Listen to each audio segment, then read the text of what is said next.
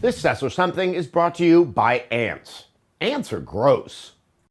So, last week was kind of a week for endings. THQ, which we had all known was in a great deal of financial trouble, kind of saw itself picked apart, as I had thought might happen as I was doing my predictions for 2013 last year. It's never fun to see something like this happen. Actual people lost their jobs. It was nice to see that quite a few, the majority of the studios did survive, and hopefully the people who are currently employed there will be able to maintain their employment. Inexplicably, Visual Games, which does the Darksiders franchise, has not been picked up, at least as of the point that I'm recording this right now, which it is a strong franchise, albeit one that never really seemed to find its audience and become successful. And that's, I think, kind of where I've been focusing on, not so much the human impact of what happened with THQ, but the fact that THQ did not succeed.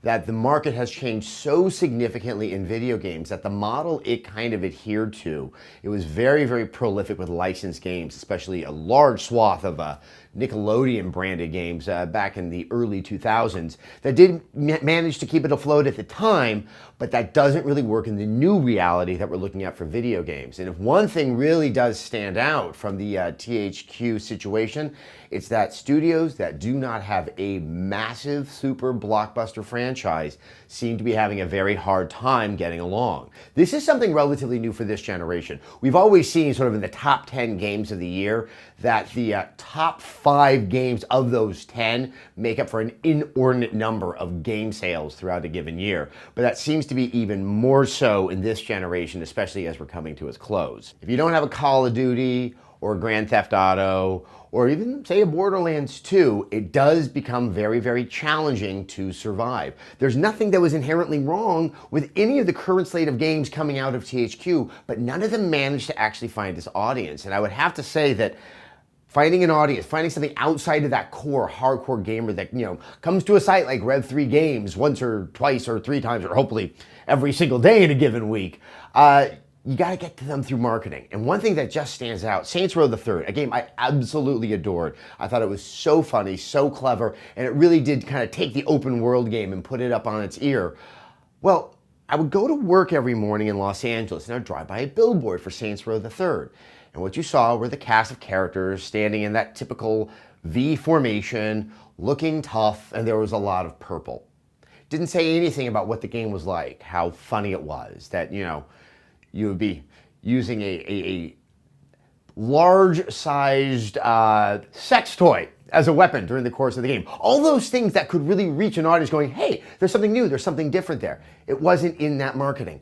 And I think that it's such an important aspect of video games, and THQ really, really did fall down. They probably didn't have the fiscal resources to be able to do a massive marketing campaign, but just having a good game these days, it doesn't really make all the difference. You have to let people know that the game is available and they should be spending their $60, which is still a fair amount of money to a lot of people, on that product. On the subject of endings, yes, the show I once hosted, X-Play, did finally air its final episode last week. A lot of people wanted to know sort of what I thought about it, and I'm gonna leave a lot of my personal feelings to myself. It is the professional thing to do. But also, as people are trying to wonder why there isn't a station about video games and why there really now is one less show about video games that are out there, very similar to THQ. When no one watches, things get canceled.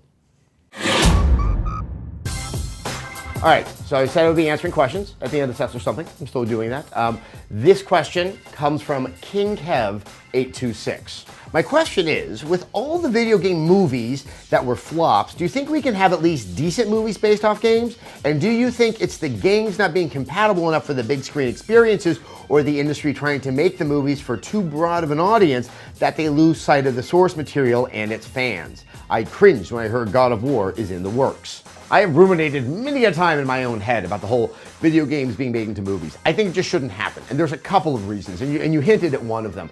They really aren't compatible. If you look, a game, 10, 12 hours, that's a lot of narrative. It has a certain type of pacing that when it's condensed into a 2-hour experience, it doesn't really work. I mean, we see this with other adaptations of other source material being put into movies.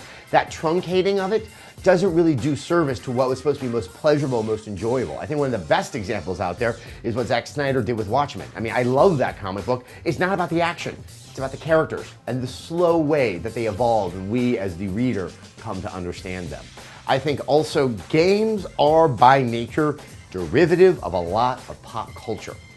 God of War that you were cringing at. Yes, I'm aware of a God of War movie. I believe it was the remake of Clash of the Titans and the sequel they had. You know, it's people jumping around, it's big stuff. It seems to be completely insensible. I think one of the funniest ones was the idea of Uncharted being made into a movie, because Uncharted is so clearly reminiscent of Indiana Jones. It's like the snake consuming its own tail. I really don't think there's a need for video game movies. I'm really just kind of tired of adaptations and remakes being made in the movies anyway. I think video games just are about as inappropriate a source material as you can possibly have, and maybe something a little more thoughtful, or something, God forbid, original can come.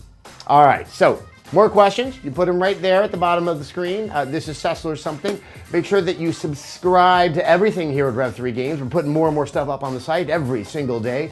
You do that by hitting that subscribe button. It's right up there at the top, youtube.com/Rev3Games.